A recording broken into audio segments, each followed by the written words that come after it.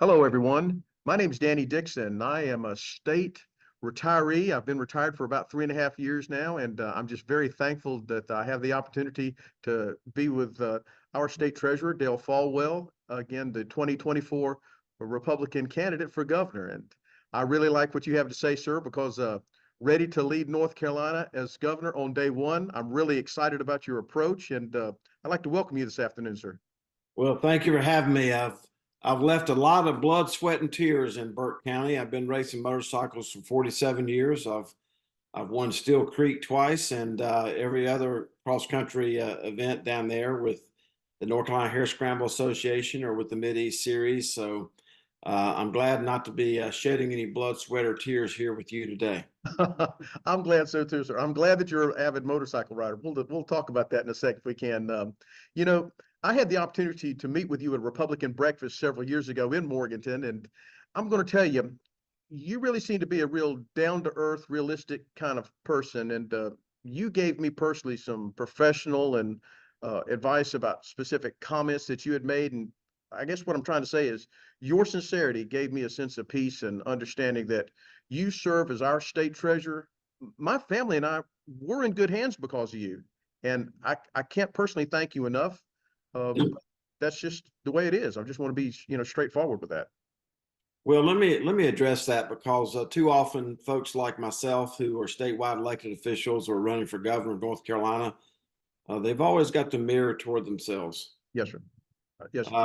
When I heard your comment, it's really important that we point the mirror back to where it belongs, and that's the hardworking state employees at the Treasurer's Office, in the Investment Management Division, in the Retirement Services Division, and people at the Treasurer's Office in general who, even under extreme pressure during COVID, we did not shut down our office. We stayed in the check delivery business on behalf of folks like you who taught, protect, or otherwise served. And we take that very seriously. All the credit goes to them, not to me. Well, I want to thank you for that leadership. I was thinking, I was doing some reviews, and in out of 140 years, you're the first elected Republican treasurer in North Carolina, and you seem to be grounded in blue collar work. You started from the basic, and as far as I'm concerned, you seem to be a pretty transparent, back to the basics kind of man. And you made the comment. You said, "What do you mean that you are the best governor that money cannot buy?" Uh, Thank you. It builds on the fact that I've been the best treasurer money can't buy. I think it's important for your viewers to put things in context. We manage at your treasurer's office $240 billion, 240 billion. Mhm. The state budget is 30 billion. So that's 8 times the size of the state budget. Wow. And if you can imagine how many investment advisory fees, legal fees, actuarial fees, and bond counsel fees, too often people run for higher office by selling access to the office they have now. So I've been the best treasurer money can't buy. And it's the reason the State Employees Association has endorsed me twice for treasurer and now as governor of North Carolina. And also just in the last 48 hours, I've received the endorsement of two citizens' moms, which has a lot to do with healthcare freedom. Mhm, And mhm. then Sunday, I received the endorsement of the News and Observer and the Charlotte Observer. And the reason is that I'm not a counterfeit conservative. I actually am able to govern and explain conservatism without offending people. And that's what everybody wants. And that's why I talk to the press.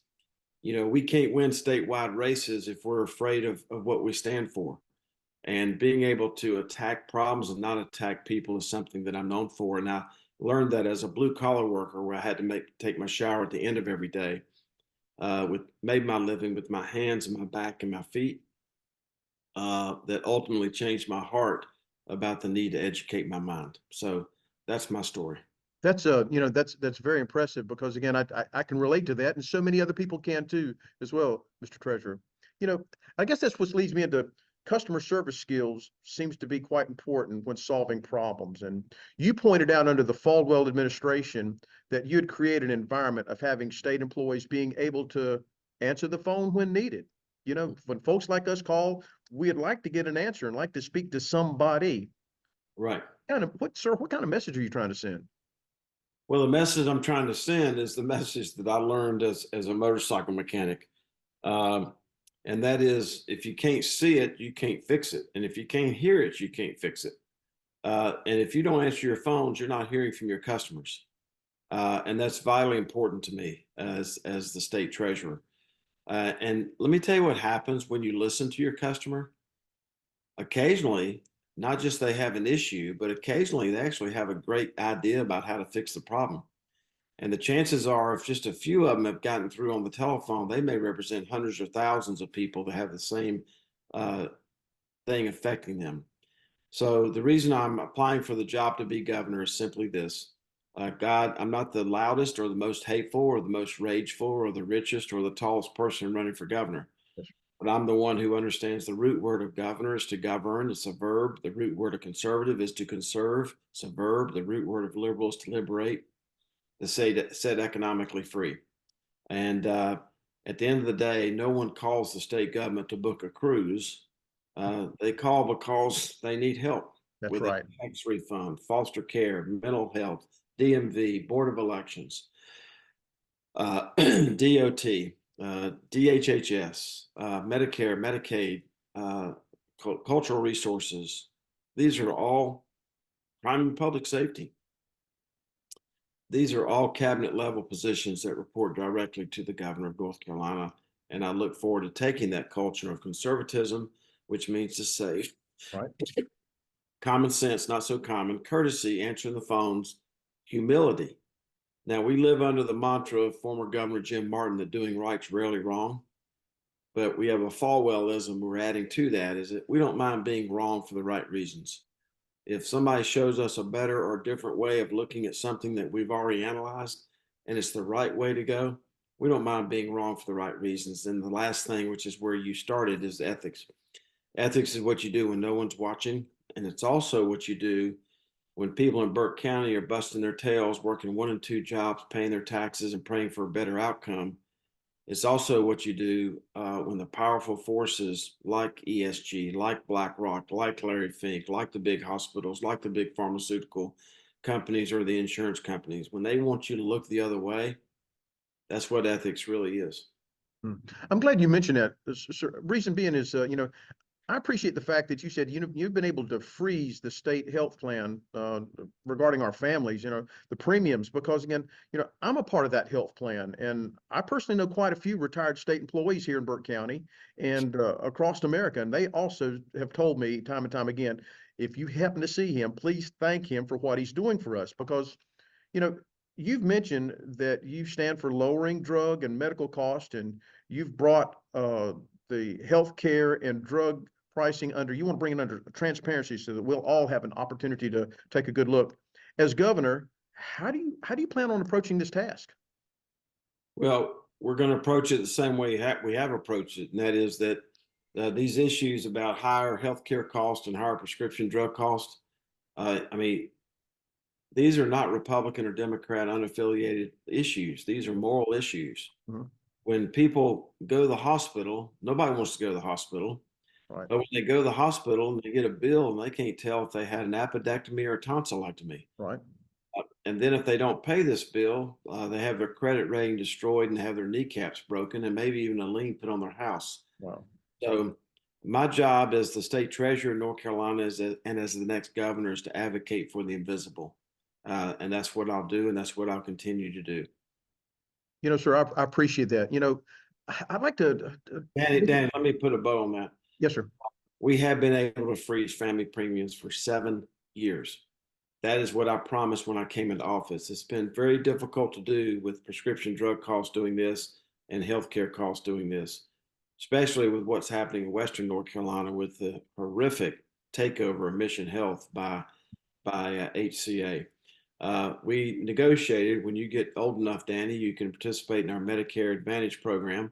Um, uh, we negotiated a Medicare Advantage program for people over the age of 65, no premium to the member, $4 a month premium to the dependent, four, and no cost to the taxpayers.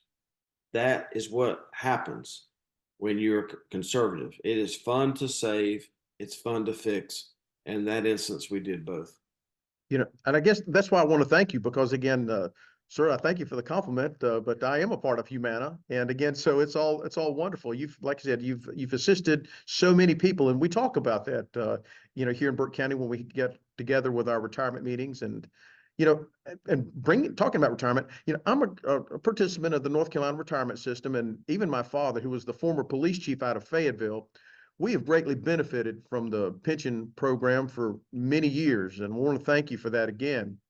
Now, you've received the endorsement from the State Employees Association. That's a lot of North Carolinians, and you have, answered a lot of questions with numbers, is what I've seen in the past. And thinking about our current state of the economy across the United States, as governor, if I can ask, what measures are you planning to take in order to keep North Carolina's pension plan in line with, sir, the impact of inflation?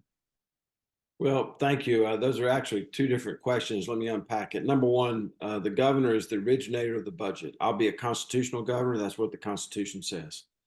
Um, so we're going to implement zero-based budgeting, but the first three expenses we pay are interest on the debt, the pension, and the health care premiums. Yes, on behalf of those like you that teach, protected, or otherwise served, both presently and in the future. Secondly, so fully funding the pension plan is something that I've always advocated for, and I will continue to advocate for as the governor. In terms of keeping up with inflation, that's very hard to do when we are attached to a federal government who is an addict. They haven't balanced their budget this century. They have not passed a budget this century. They are paying more in interest expense this year than the national debt. And that is increasing the cost of people in Burke County and every other county in North Carolina that starts with a B. Every time that you go to the gas station or the grocery store, you're getting robbed just a little bit. Especially impactful to those low and fixed income people in the state who get robbed more than any because they have nothing that will inflate up in value. absolutely. So this is a very serious issue. And as the governor, what I will do and have done in every one of my official responsibilities is do everything I can to lower the cost of living and doing business in this state, because it's not what you gross, it's actually what you net. And that's why I've worked so hard on behalf of the State Employees Association and received their endorsement, because they have been there every step of the way. They've seen every decision that we've made, and that's what I'll continue to do as the governor of North Carolina. Yeah, I appreciate that because again, like I said, I hear it from the ground level, and that impact. It's geez, you have, like I said, been able to steer us in the right direction, and we thank you for your leadership by doing that. Now, I hate to lose you as my state treasurer because again, I've heard several folks ask you the question, that you're not seeking a third term as our state treasurer, and you've mentioned there's a lot of things that need to be fixed. And you seem to be that problem solver. As governor, could you give me an example of where do you plan to begin, sir? Well, you begin the night after the election by putting a cabinet together that represents this culture that I'm talking about: conservatism, common sense, courtesy, humility, and ethics. So it starts the day or a couple of days after the election. But as far as after the inaugural and after the swearing in, we put this culture in place. Mhm. Talk about a range of issues, but lots of things I'm worried about is, number one is the fact that we are a border state. Uh, we are a border state, period. And when you look at what's happening with the border, with the fentanyl and the drugs and the human trafficking, illegal immigration, the federal government has refused to protect our border. Number one. Number two, and I know that a lot of your viewers are aware and have been to Nebraska. We've had 4 Nebraskas illegally immigrate into the United States in the last 4 years, the equivalent of 4 Nebraskas. Now, why should we care about that? Because we're no longer a state of the union. It's the states of the union that's going to save this country. And it's going to be the governors who bind together. And that's why I just don't put out a tweet that says I stand with Texas. What I say is that as the next governor, we will convene the National Guard leadership to figure out what our capabilities are. Number two, we're going to make sure that our border is already protected. Number three, we're going to work with Governor Abbott and other southern states to figure out how we can best augment what he's trying to do. And the last thing, which you'll never hear from anybody because I'm the only candidate running for governor who actually likes math. Once we spend any taxpayer money on protecting our border and doing what the federal government is not doing, I'm going to send them a bill for that. Just Good. like if you had a general contractor who didn't do their job and you had to go out and hire somebody else to do it, you would send that general contractor a bill. And that's what conservatism is watching the pennies and the paper clips. It has to be. Yes, sir. Education, get rid of the bigotry of low expectations and understand that God possibly made every single one of our students possibly better at something, not better than, but better at something than anyone else in the world, and help them figure that out. Energy independence. We are very vulnerable. We are the third fastest growing state, the ninth most populous state, the number one state for business outlook and business activity, but we are very vulnerable because we're dependent on one major pipeline that, comes past your house and toward mine in Winston-Salem and then further east from there. So Governor Martin, who's also endorsed me, announced that if you elect him, he'll get I-40 to Wilmington. And I will tell your viewers that if you elect me, we'll get low-cost natural gas to eastern North Carolina. Now, why just eastern North Carolina? Because the gas is coming out of West Virginia. It's a whole lot easier to get low-cost natural gas to you than it is eastern North Carolina. So we need to understand, and I will understand as the next governor, that the state line does not end in Charlotte and Raleigh. There's a whole lot of territory west of Charlotte, North Carolina. As a matter of fact, there are people who live right here, Danny, Yes, who sir. can drive to Tallahassee, Florida quicker than they can their own state capital. And I will be a governor that understands that there's a state line does not end in Charlotte and does not end in Raleigh. I appreciate that very much so. And I know the citizens here in Western North Carolina will definitely appreciate that as well, working as one unity. Sir, being in law enforcement all the years I've been in, involved in the criminal justice system, one of the questions I wanted to direct to you from my other colleagues was the fact of that in regards to public safety concerns for North Carolinians, with the recent shootings that have taken place, for example, like in Kansas City, and even the instance at Joel Osteen's church in Texas, and even the recent shootings this morning in Minneapolis. The bottom line is, you mentioned the fact of that you would endorse full funding for crime prevention and public safety. Sir, do any of these issues keep you up at night? What would keep me up at night, and I roll from 5 a.m. till midnight about every night, or 11 o'clock at least, is not taking the talents God gave me, which is the vision to see, the humility to listen, and the courage to act. Now, let me break two of those down for you, well, three of them. I'm a Quaker, so when I say the vision to see, once you see something, if it's unjust, you're not supposed to unsee it. The humility to listen is listening to understand, not just react, which is what Republicans love to do. We listen to react. We need to be listening to understand how to fix the problem. And number three, to have the courage to act on what needs to be done, not the rage. And it's funny that the word rage is inside the word courage. Mhm. As Cynthia reminds me, the COUR means from the heart. So what would keep me up at night is to think that the talents that God gave me, the vision to see, the humility to listen, and the courage to act, that I didn't fully take advantage of those on a daily basis and try to solve these enormous problems like crime and public safety. Not only just fully funding crime and public safety, but I think people who are distributing fentanyl in our state should be charged with murder, and they should be subject to the death penalty. Number two, I'm the only candidate running for governor who's come out in favor of constitutional carry. And the presumptive front runner in this race on all these big topics, he was for them before he was against them. And then he was against them before he was for them, because he just does what he's told to do by the major multi-million-dollar consultants who are trying to control him. The fact is that that's why we have so many counterfeit conservatives. They don't know how to save. They don't know how to, they have no common sense. There are huge gaps between their personal life, their personal checkbook, their campaign life, their campaign checkbook, and their public service life. And I think people are ready to vote for someone instead of against. And that's why I'm asking the folks in Burke County and surrounding areas to hand me their keys, the keys to the state government for the next 4 years. I promise you, if they will do that, I will under promise and over deliver.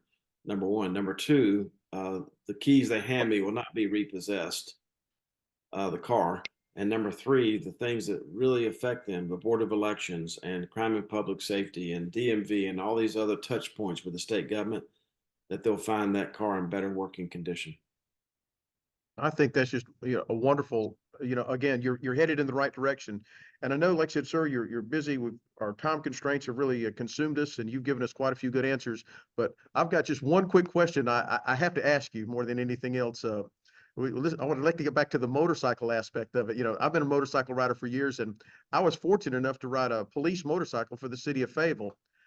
Sir, what kind of motorcycle do you ride, and how often? Well, I don't ride as often as I'd like. I'm checking the weather now to see if I can ride to Burke County on Thursday night. But I raced a KTM XC300. I was sponsored by Willie Bradshaw at Fun Cycles right there in Valdez. That's the shop I ran out of. So I have a lot of connection with with Burke County. And on the road, I ride a Honda Goldwing.